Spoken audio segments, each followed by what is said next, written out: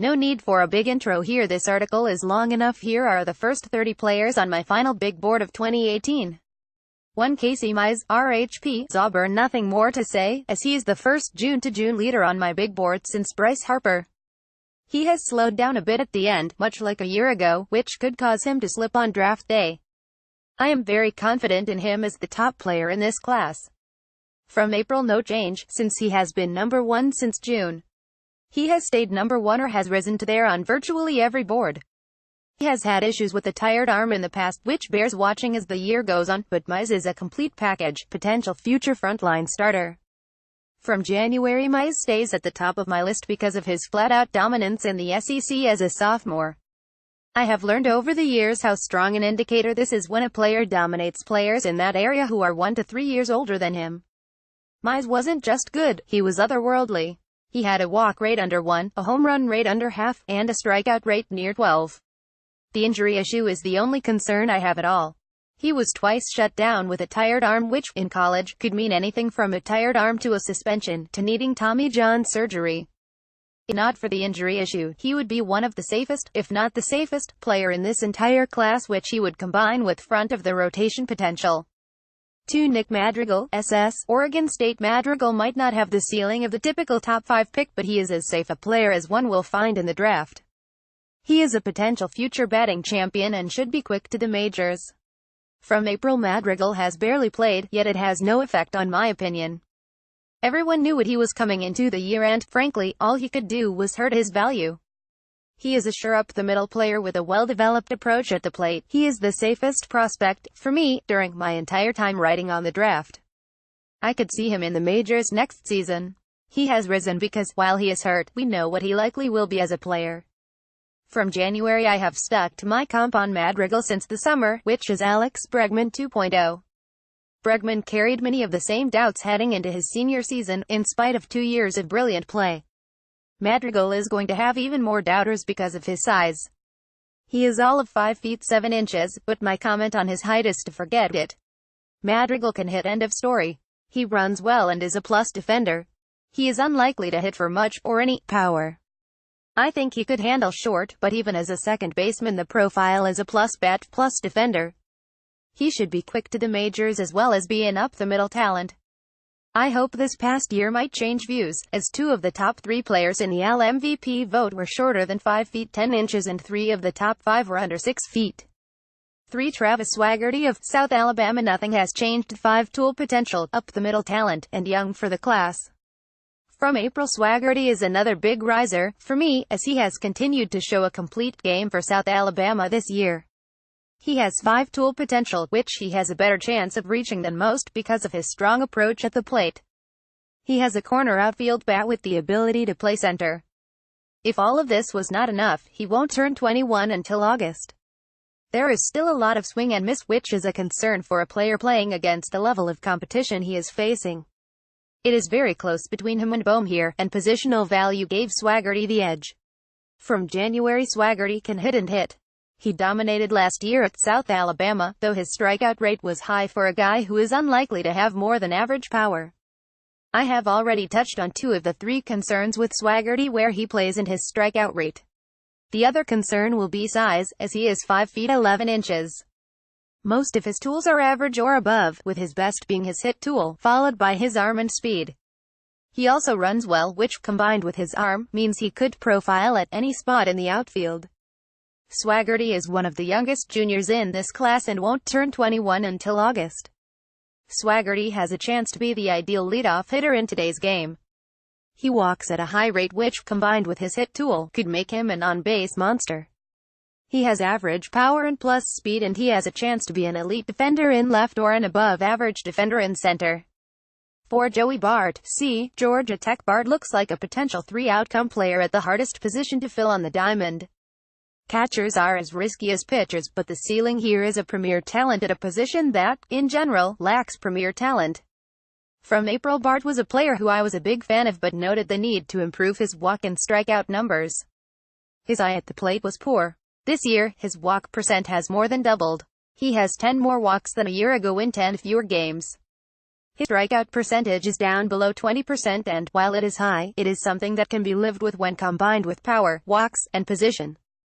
Bart also has a history of excellence with wood bats and seems to be a lock at catcher. The fact that he calls his own game instead of the coach is another check in his favor. Finding an average catcher with a bat that would be plus at first base is about the rarest thing in baseball. There is as much risk with catchers as pitchers, but the upside play and the long history of performance and improvement has pushed Bart up my board. From January, as anyone who reads me regularly knows, I love to track data. Last year, as I was tracking home run totals for a good chunk of the year, Bart was consistently in the top 5. If you are a fan, you see the chance for a league average catcher with plus arm and plus power. If you are not, you see a future first baseman with too much swing and miss in his game. I am concerned by how little he walks. His walk-to-strikeout ratio is rather miserable. I have to be honest, if he was not a catcher, he would not be anywhere near this high. Yet catcher is the hardest position to fill on a baseball team.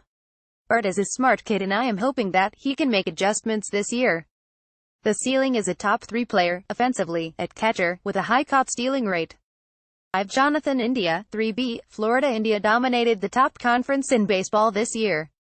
He hit more home runs than more heralded power bats, Joey Bart and Alec Bohm, while facing better pitching than either did. He has done it all offensively, hitting for power, walking at a high rate, and hitting for a high average.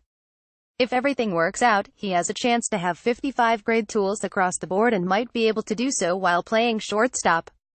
From April, I am pretty sure that I am the high man on India, yet this still feels too low, to me, for what he is doing this year.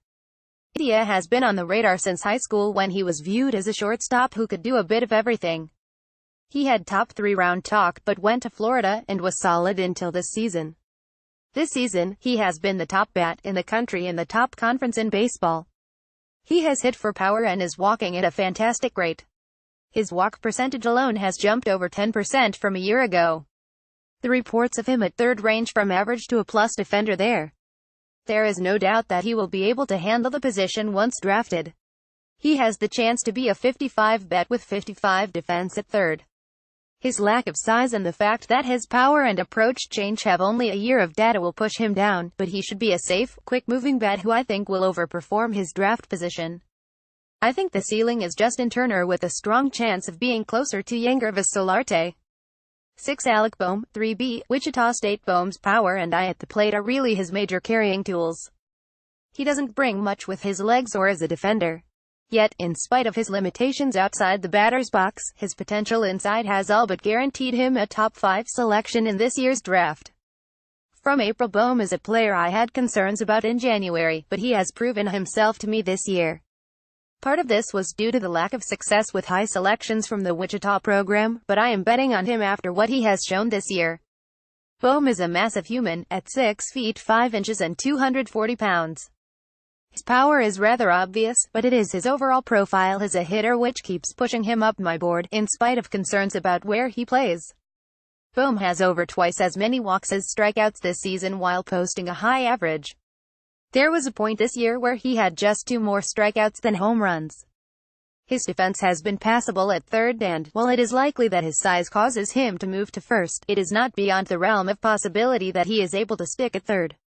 Bohm projects as the top college power bet this year, which, combined with his eye at the plate and hit tool, gives potentially the best offensive profile of any college player this year.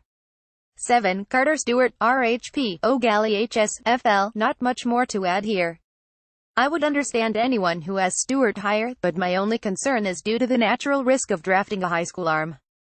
The ceiling is a true front of the rotation ace. From April, Stewart has performed very well this spring after having a strong summer, putting him on the first-round radar.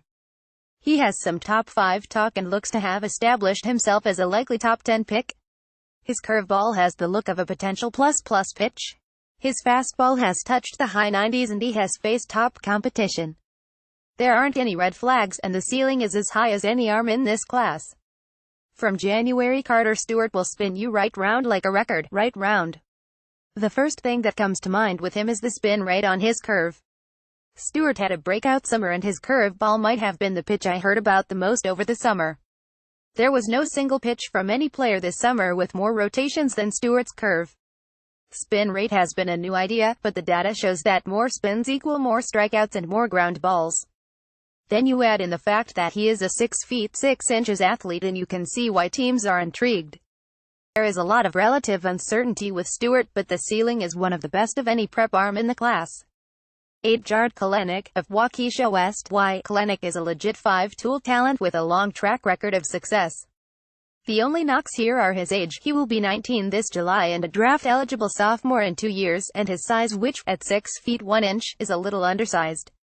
These are the small quibbles on a player who is a clear top 10 talent in this class. From April, Kelenic might be the highest ceiling prep bat in this class and is the only prep bat who, right now, looks to have a shot at being a top 10 selection. On top of all these tools, Kelenic is well coached and well developed. The weather in the north has been crazy. It is still snowing, which has delayed his start. Basically, weather or injury are the only things that can stop Kelenic this year. From January, Kelenic, for good and bad, reminds me a lot of Mickey Moniak. He is an advanced hitter who has some doubters about his ability to stick in center field. There is some 5-tool potential here for Kelenic in center field. There is always the chance for failure with any prospect, but his tools and approach as a hitter make him a player who feels like a worst-case future backup, with the most likely outcome being an above-average starter. His lack of size means his power potential gets discounted, but I think it is a potential plus skill. Kelenic is interesting, as I read some reports that make no sense since the data show a player with multiple plus tools. 9. Ryan Weathers, LHP, Loretto HSTN. Weathers has the famous father, but his mother was also an elite athlete.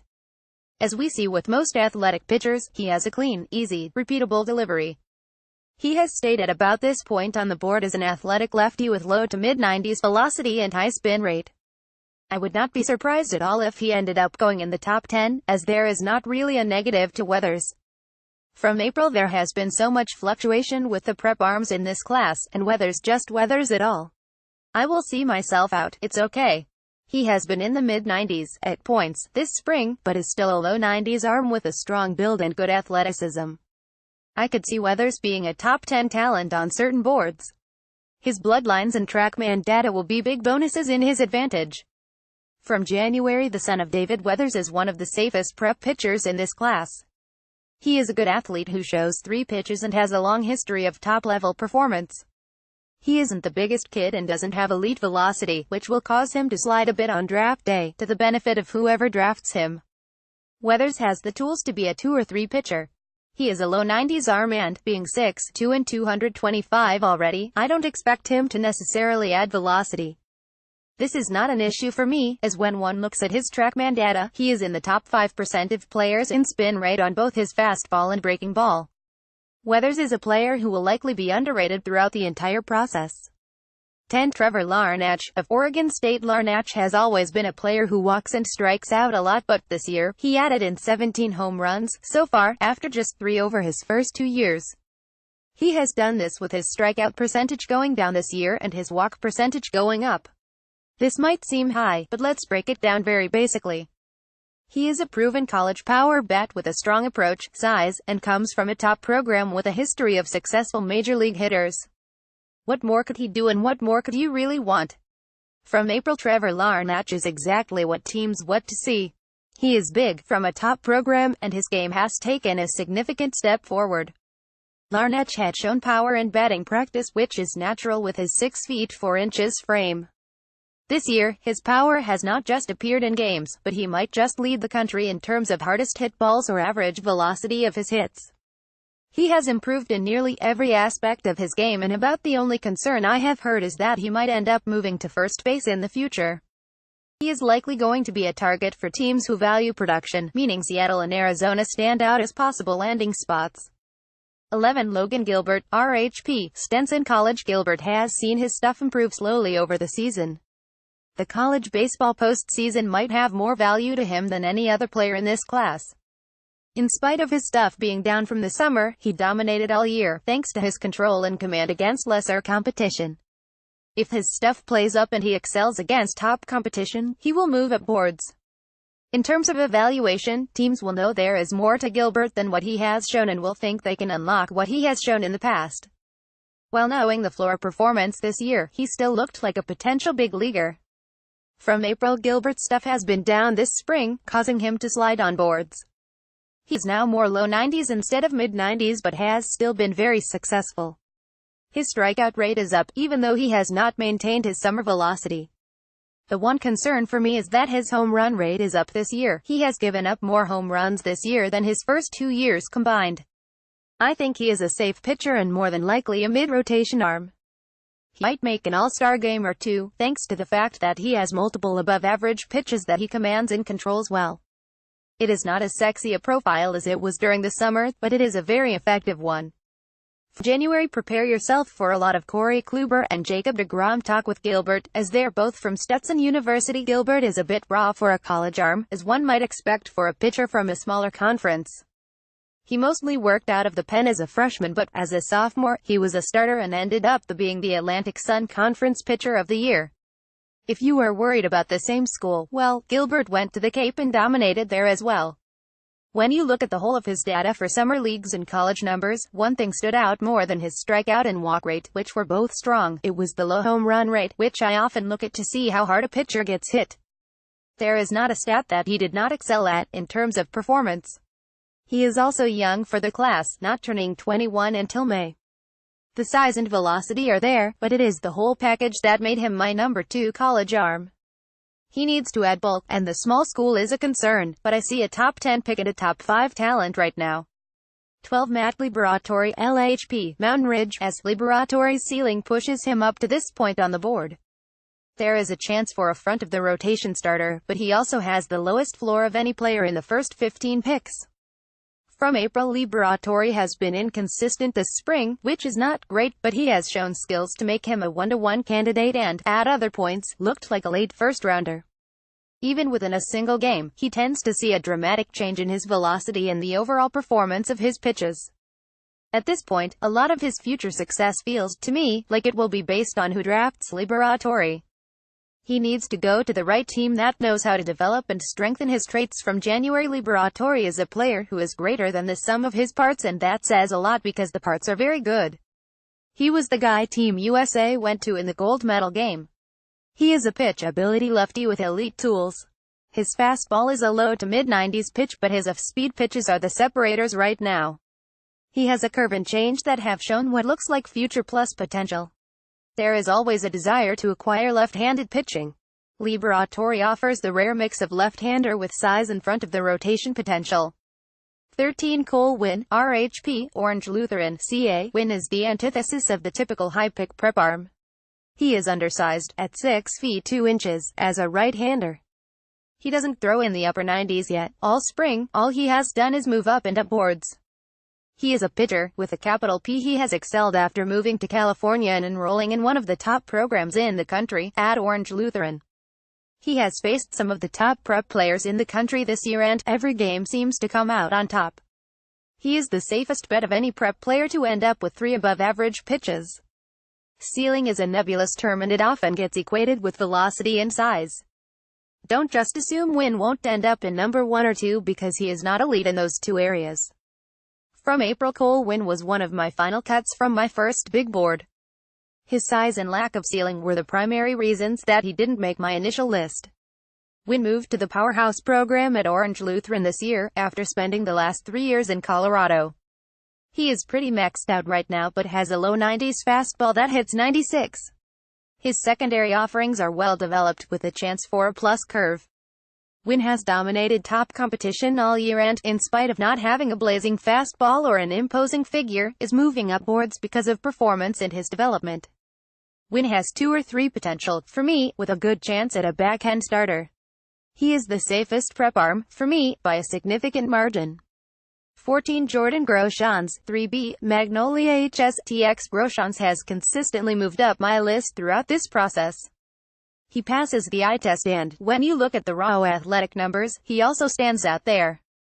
He's a current shortstop who is likely to stay there, though I see some Corey Seager in his game at points, even though one is a righty and the other is a lefty. He is already bigger than his older brother, who is the starting catcher for Kansas and a player to know for next year. For me, he has the tools, size, and approach to end up being a special player.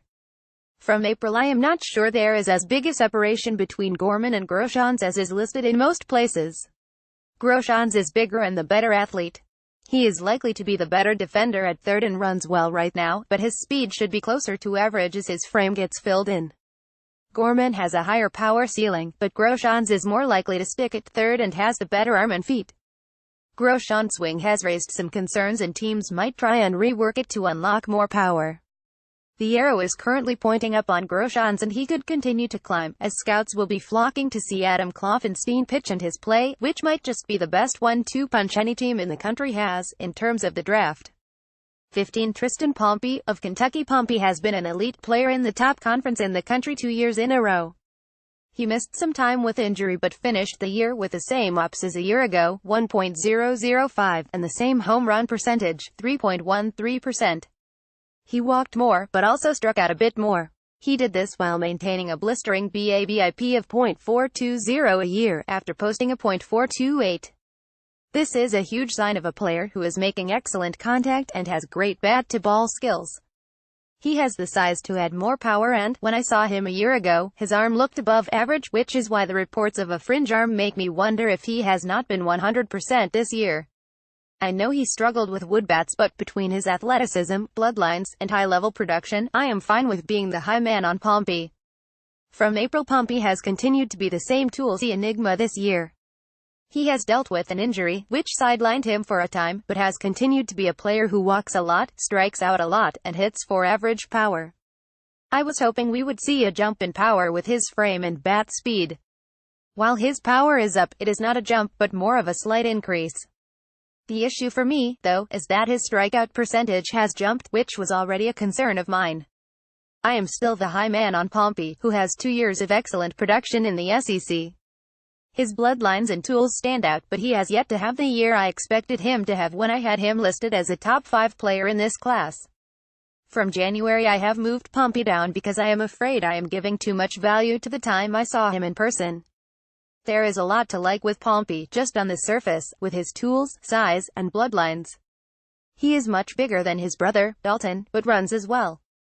He showed an ability to hit for power and, hopefully, will get a chance to show he can handle center this year. The concern is the strikeout rate, though this is balanced out by also having a high walk rate.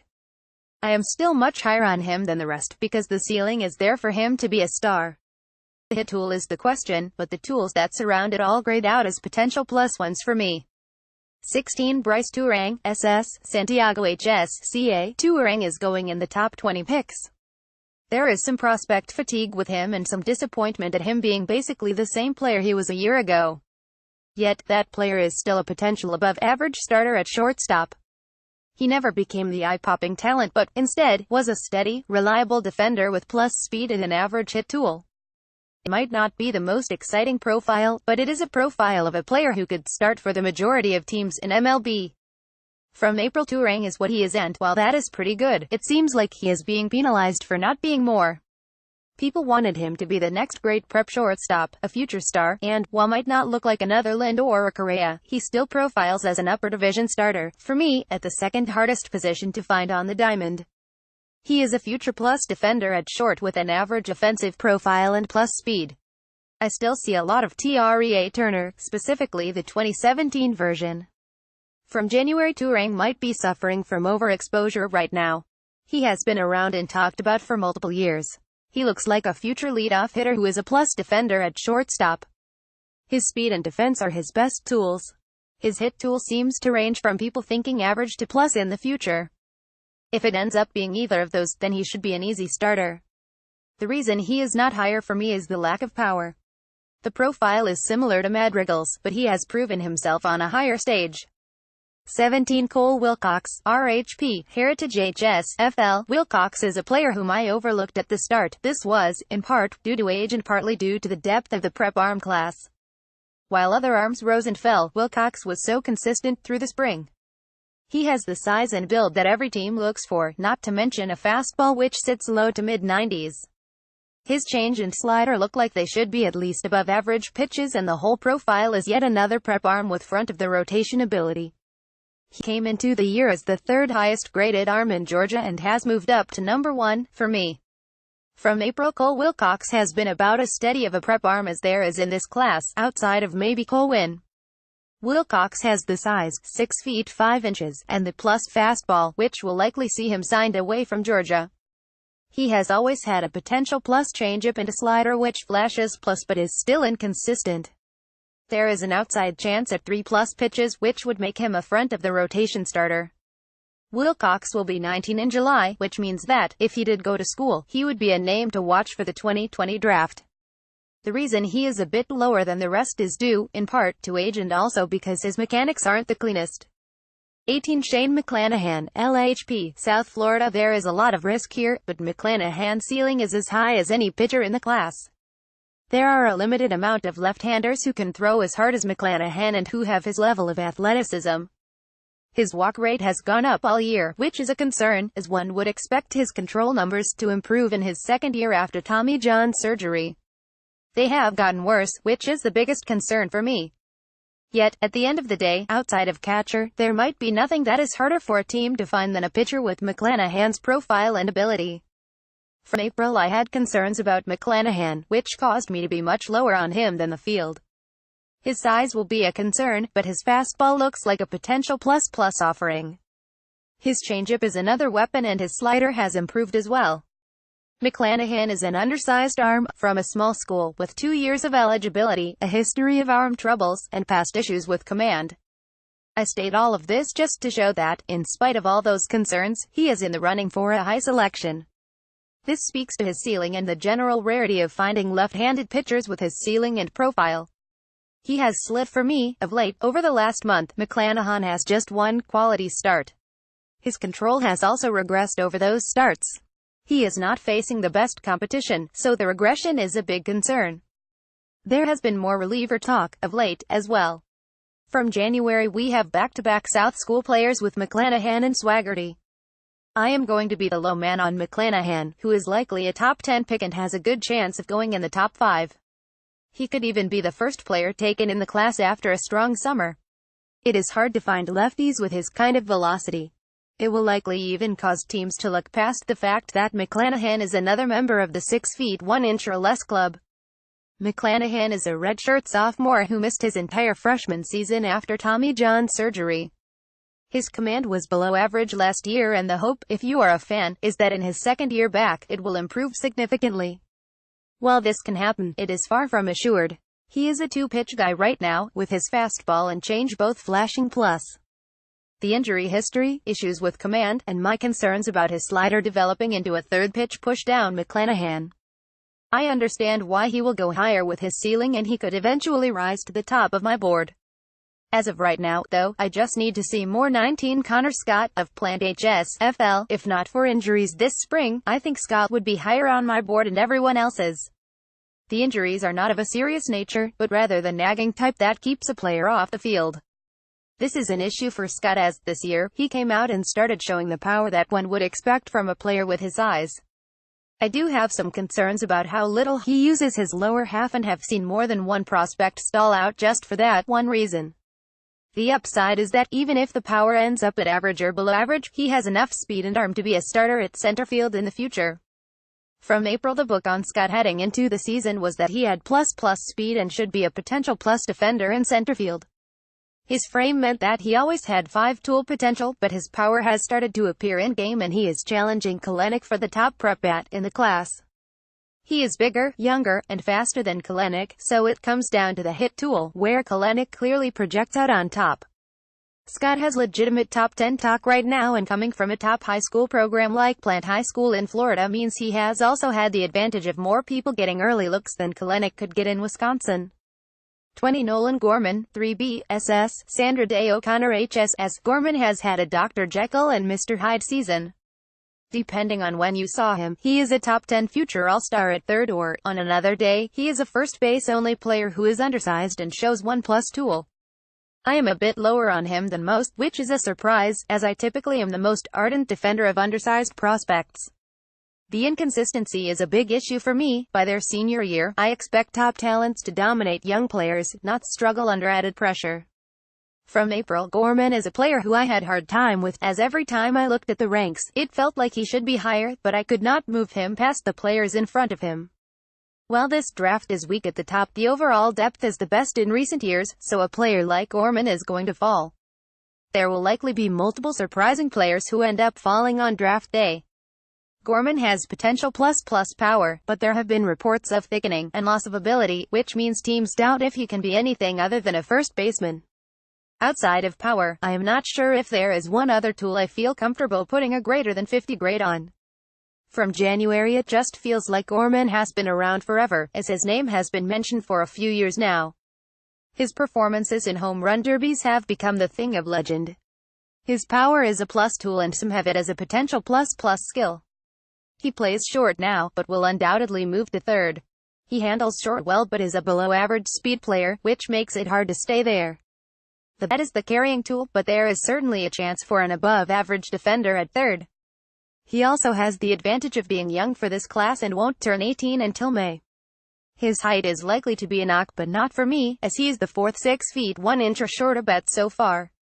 21 Kumar Rocker, RHP, North Okanagan. Rocker has a little more risk than Winter Weathers and his ceiling is not quite as high as Liberatore or Stewart.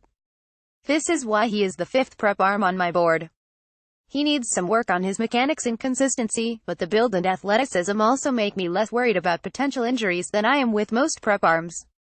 From April, one of the areas where I think we end up being the most wrong about pitchers is how we elevate size. Height has its advantages, but bulk is more important to me. A super tall, but thin, arm could be effective, but I would rather have a pitcher with a thicker build. By thick I don't mean fat, just a strong base. Rocker is big, at 6 feet 5 inches, but also is built well, at 250. He is not a kid who needs to muscle up or add strength. His dad was a former defensive lineman and he has that same build. He is getting better with every start and showing why he was a 1-to-1 candidate over the summer.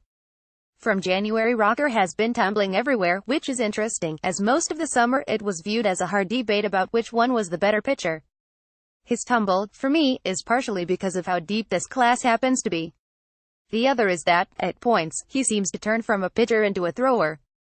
He has a clean delivery, but the tendency for some pitchers to think that rearing back to get more velocity is the best approach can be hard to break. Rocker throws plenty hard on his own end. When pitchers try to add a little more, it often leads to flat, straight pitches that end up in the stands. The ceiling is front of the rotation starter, but consistency is going to be key for him in just about every area this spring. It is the inconsistencies that are holding him back and causing him to drop. 22 Xavier Edwards, SS, North Broward HS, FL. Edwards might be the fastest player in this entire class. He is more than just foot speed, though. He has excellent bat speed, uses all fields and, in spite of his small size, might surprise people with the amount of power he produces. He is a no-doubt shortstop and should be an above-average to plus defender. The only real concern here is size, and teams seem to be looking past that issue, as it seems very likely that Edwards will be gone in the first 30 picks. From April, Edwards is one of the fastest players in this class, which, combined with the fact that he is a no-doubt shortstop, will likely see him drafted higher than 39 on draft day. Shortstop always rise as the draft approaches and, outside of left-handed pitchers, tend to be the single most valued position in the draft.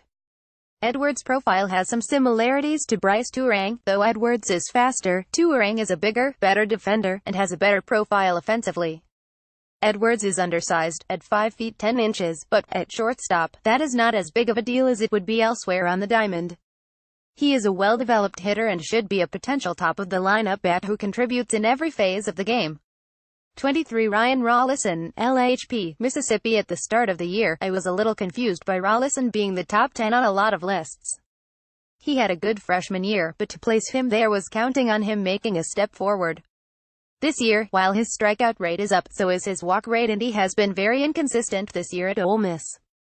In general, though, his numbers are very much in line with a year ago, so, instead of seeing him separate, he has been the same game.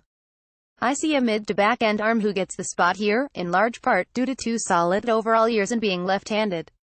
From April, Rollison has continued to perform well this season in the SEC. His strikeout rate is up, though so is his walk rate. His walk rate is only slightly up, but this has been mostly due to games where his command leaves him. The jump in his strikeout rate, which is up over 11 this year, is a positive sign, and while all of his other rate data is also up, they have all increased slightly. He does get hit a lot, and combined with his walk rate means that a lot of runners have reached base. This is part of the reason he has not lasted long into his starts this year. His average is under 6 innings per start, which is not ideal for a player who is looking at upper first-round draft positioning. In the end, he is still a lefty who hits 96 and has 2 well-developed secondary offerings. The ceiling is that of a number 2 with a relatively high floor. From January, I have to admit that I tend to have a bit of bias against pitchers like Rollison. He strikes me as a safe mid-rotation arm which, in the draft, I seem to undervalue compared to the norm. In addition, especially when it comes to draft-eligible sophomore arms, the limited track record often makes it hard for me to evaluate those players. Rollison has the type of clean, easy delivery that makes the job easy on the team that drafts him. He had solid, though not spectacular, rate data last year. This data, though, starts to move from solid to very good when you consider that most of his starts were as a freshman in the SEC. Rollison is about as safe a bet as one will find. He has developed strong secondary offerings and a delivery that presents zero concerns. He has a chance to be more than a mid-rotation arm, which is why he is higher than other lefties with more present stuff, like Caden Gingery. 24 Brady Singer, RHP, Florida. Not a lot here has changed for me with Singer. I think he could be a very good reliever. There is a chance at a mid-rotation arm as well. He is very old for his class, the delivery is a concern, and he has never been a high strikeout rate pitcher in college, which is rare for a player who is top 10 on a lot of boards. His walk rate is fantastic and his hit rate is great. There are so many reasons not to take him in the top 10, and one will likely be asking price. I just don't understand how he is still high on any board. From April, Singer has seen his star fall since the talk of him being the top pitcher in this class. Now he seems unlikely to go in the top 5 and, more than likely, not in the top 10 of this draft. His mechanics have always been a concern, as is the fact that he will turn 22 in August, making him more than a year older than some fellow juniors. The big issue this year has been consistency. In one start his velocity is up and he is tearing through lineups, the next week his stuff is down and he performed well but doesn't look like the same pitcher. I think he could be a quick-moving, elite reliever or a mid-to-back-end starter who flashes brilliance. From January, let the anger commence. Singer is number 1 on many boards and I don't have him in the top 15. He is the prototype of a pitcher, at 6 feet 5 inches and having a mid-90s fastball. His slider might be the best slider in this draft as well. So let's start with my concerns. First is something has been fishy in Florida lately. The past few years, we have consistently seen junior pitchers underperform and get drafted later than expected. Next, Singer had solid rate data in the SEC, but it was just that solid. Maybe I am spoiled, but I have come to expect more from a potential 1-to-1 candidate. His delivery is also cause for some concern. Lastly, I have never been able to get out of my mind him throwing a fit last year because of a rain delay. This is one of those where I am going very much against the grain. I just don't see why he is the sure 1-to-1 that so many others believe. 25 Alec Thomas, of Mount Carmel HSL. Thomas is a player who, with the right team, could be a star. He has excellent physical tools with his bat and foot speed. He is a strong player with an advanced approach at the plate. If one were to work on launch angle with him, he could end up being a double-digit home run, plus on-base percentage, and plus defender in center, which is a starter on any team in the league. From April, Thomas has seen his stock rise significantly throughout the draft process. He has gone from borderline first-rounder to a top 30 pick. He has the maturity and knowledge of the game one would expect of the son of a person who is connected to the game. He has excellent physical tools and performed well in HSI. The tools are there, the polish is there, and the performance is there. Thomas should continue to be a steady riser throughout. From January, Thomas is a supreme athlete who has a chance to play both baseball and football in college, at TCU. His father is the strength and conditioning director for the White Sox, so Thomas was not just raised around the game, but learned from his dad what it takes physically to play in the majors. He is the best athlete in the class, in terms of potential day one picks. His 60 time is 6.63, which is blazing. He also has elite bat speed and exit velocity numbers, if one goes to perfect game and looks at the data. He is still 17 and won't turn 18 until the end of April. Now, stop me if you heard this before, but Thomas's height will be a concern, as he is 5 feet 11 inches. His speed and size will make most view him as a future center fielder. I just see a young player, raised in the game, with elite tools across the board. Thomas is another player who could fly up this board with a strong spring. 26 Anthony Seigler, C. Cartersville, GA. Seigler is another prep player on the rise. Will Banfield started the year as the prep catcher to watch, and, while he has the higher defensive ceiling, it is Seigler who has the better profile with his bat. The truly ambidextrous switch hitter has a chance to have an above-average hit and power tool, all while being an average defender behind the plate. From April. Seigler is a great story, due to being an ambidextrous pitcher, but it is behind the plate where he will no doubt end up. He is a switch hitter at the plate, with some power and good athleticism. He has an above-average arm, but his pop times are elite, which make his arm seem stronger than it is and makes him a potential above-average defender. Seigler has been a name who keeps rising throughout the process. His positional value and tools, along with a strong performance this spring, have pushed him up boards. 27 Mike Ciani, of William Penn Charter HSPA. It feels like every year the draft is full of prep arms and outfielders.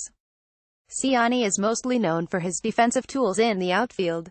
He is a likely two-way player if he goes to Virginia. He throws in the low 90s from the left side and could be a reliever for the Cavaliers next year and potentially be a day-one starter in the outfield as well. His bat is behind his glove, but he has shown enough with his bat to make me think he can be an above-average starter in the majors. From April. Ciani is a lefty on the mound who gets it up in the low 90s, so you know he has the arm to play anywhere in the outfield. His best tool is his speed, and he takes good routes, which projects him as a potential plus defender in any outfield spot. His bat is the question, though he uses the whole field and is patient in the box. I could see some people putting him in the top 25 prospects, as a cold-weather outfielder who has the look of no worse than a future fourth outfielder, with the ceiling of an above-average starter in center field. I think there is chance for him to hit for more power than many expect. He is a strong kid, with excellent exit velocity. I might be alone in thinking he could have above-average power, and I see 5-tool potential here. The defense, speed, and arm mean that he has a low floor for a prep player, but the ceiling is higher for Ciani than most people believe. 28 Sean Hiel, RHP, Kentucky. Hiel has been a solid pitcher for 3 straight years in the SEC. He doesn't have the ceiling of several of the college arms above and below him. This might seem odd as, at 6 feet 11 inches and 225 pounds, he is likely to add more weight and strength as he fills out even more. Yet, he has always been more of a control and command pitcher than one with overpowering stuff. There are so few guys who even approach his height that he would be tied for the tallest player in Major League history. This means there is no real way to get used to or prepare for Hiel in the same way you might do with other players. The word unique is often used with players, but there is no one in this class who is more unique than Hiel. From April. Hiel is a bit of a unicorn. His 6 feet 11 inches frame would make most think that he must throw with some serious heat. He is, instead, a low 90s pitcher who succeeds due to his ability to command his pitches. He was the SEC Pitcher of the Year in 2017, over Alex Faedo, Casey Mize, Brady Singer, Blaine Knight, Connor Pilkington, Ryan Rollison, Trevor Stephan, and I am sure multiple other potential top 3 round arms that I am forgetting. His height and length mean that his release point is later than what most hitters see. This late release point can make his pitches harder to pick up and make them seem faster than they really are. His performance of late has not been as strong as the starter of the year. His strikeout and walk rates are lower than a year ago. His walk rate, in particular, is very impressive. His home run and hit rates are also down. Hiel is likely a back-end starter. He should go in the top 40 picks as a safe arm that should move quickly through the minors. I also imagine more than a few teams will hope that there might be more to unlock in Hiel. 29 Nick Schnell, of Roncalli HS. Schnell had a series of games at the beginning of May where he went on a power barrage. Schnell's game right now is all about potential. He has plus bat speed and excellent exit velocity readings. He is a plus runner right now, and his arm is also a plus tool in the outfield. He is very raw, though, and will take some work for the team who drafts him.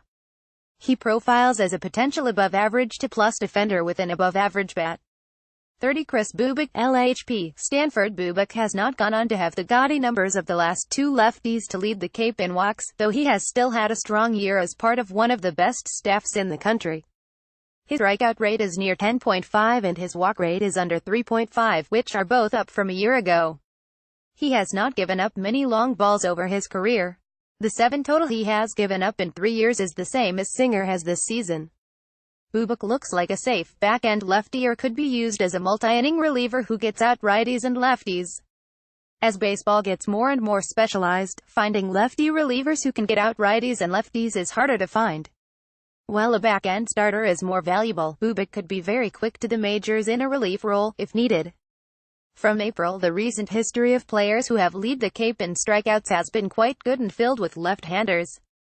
3 years ago, it was Eric Lauer, who was recently called to the majors. Last year, it was Zach Lowther, who has maybe the gaudiest statistics of any pitcher in baseball so far this year. Neither of those players were known for overpowering stuff, but both were dominant in the Cape and during the season. Bubak has not been the high strikeout rate pitcher that the other two were since he left the Cape, but still has been extremely impressive this spring. His velocity has been high 80s to low 90s and his changeup is one of the better current off-speed pitches in the class. He has plus command in college and above average to plus control. My only concern is that he is not maintaining his velocity in games. This could lead to him ending up in the pen long term.